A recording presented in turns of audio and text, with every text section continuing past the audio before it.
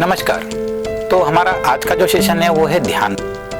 मन को ध्येय के विषय पर स्थिर कर लेना, तो उसे ध्यान कहते हैं। यह ध्यान समाधि सिद्धि के पूर्व की अवस्था है और ध्यान से आत्म साक्षात्कार होता है। ध्यान को मुक्ति का द्वार कहा जाता है। ध्यान एक ऐसी प्रक्रिया है जिसकी आवश्यकता हमें लौकिक जीवन में भी है और अलौकिक जीवन में भी है।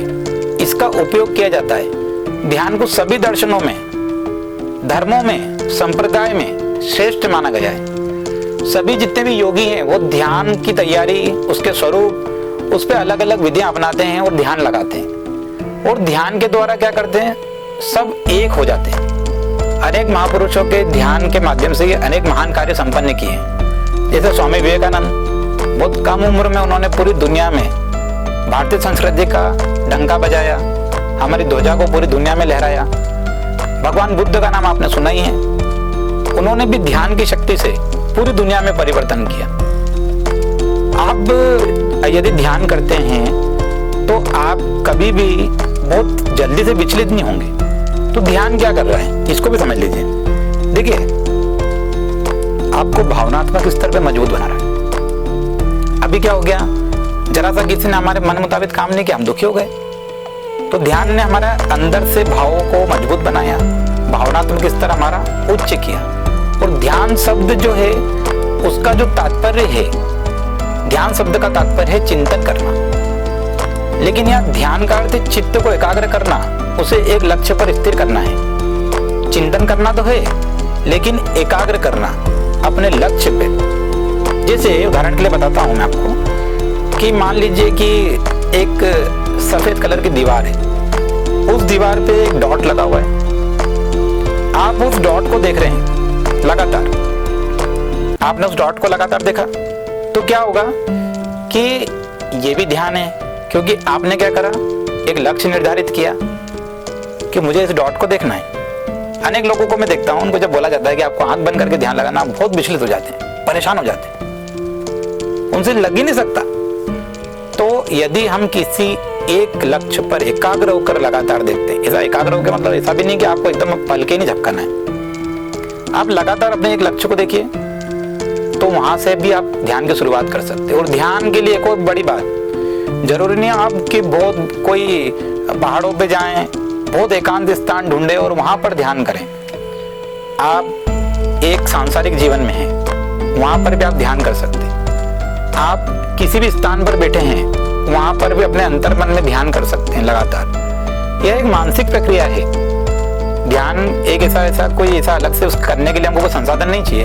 ये मानसिक प्रक्रिया है। जब भी हमको खाली समय मिलता है वहां पर ध्यान कर सकते हैं। एक और ध्यान हम कर सकते हैं, जैसे कोई व्यक्ति, बहुत सारे लोग कार्य कर रहे हैं, वहां पर आप खड़े हैं, आपको कोई कार्य नहीं है, तो आप लगातार उन लोगों को देखते रहिए एक टक, वो भी ध्यान हो गया। आप मान लीजिए सीढ़ी चढ़ रहे हैं, तो सीढ़ी चढ़ते वक्त एक सीढ़ी पे सांस लीजिए, एक सीढ़ी पे सांस छोड़ दीजिए, एक सीढ़ी पे सांस लीजिए, एक सीढ़ी पे सांस छोड़ दीजिए, ये भी ध्यान हो गया। यदि आप टहलने गए, प्रातः भ्रमण पे गए, रात्रिकालीन भ्रमण पे गए खाना खाने के बाद, तो एक कदम पे सांस को लीजिए, एक कदम पे सांस को छोड़िए। एक कदम पे आप बोलते हैं मेरे पास टाइम नहीं है, मैं बहुत बिजी रहता हूँ, मैं टाइम में ध्यान नहीं कर सकता। अरे भैया, ध्यान करने के लिए आपको अलग से समय चाहिए ही नहीं। आप तो रास्ते में चल रहे हैं, वहां ध्यान कर सकते हैं, पर आपको बस ऐसा रखना है कि एक जगह पे सांस लेना है, एक जगह पे सांस छोड़ना है। तो ये सांसों पर आपका ध्यान लग गया, आपको कुछ अलग से नहीं करना है। सांसों पर हमने ध्यान केंद्रित करा, एक पैर हम चले, वहां पर सांस ली, एक पैर पे छोड़ दी। और इसके बाद क्या होता है कि मानसिक शक्तियों का एक स्थान पर केंद्रीकरण, जितनी भी हमारी मानसिक शक्तियां हैं उनका एक स्थान पर केंद्रीकरण ध्यान कहलाता है।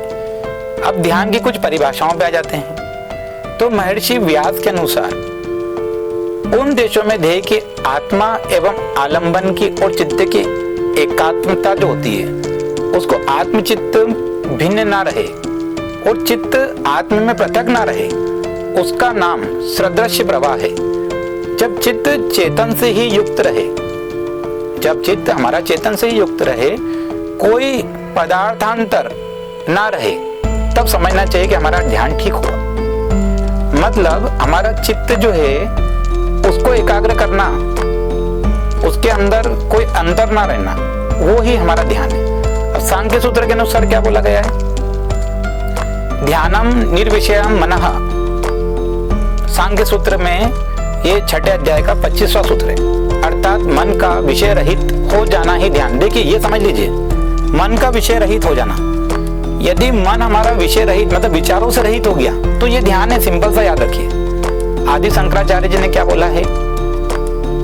आदि शंकराचार्य जी ने बोला है कि अचिंत्येव परम ध्यानम, अर्थात किसी भी वस्तु पर विचार ना करना ध्यान।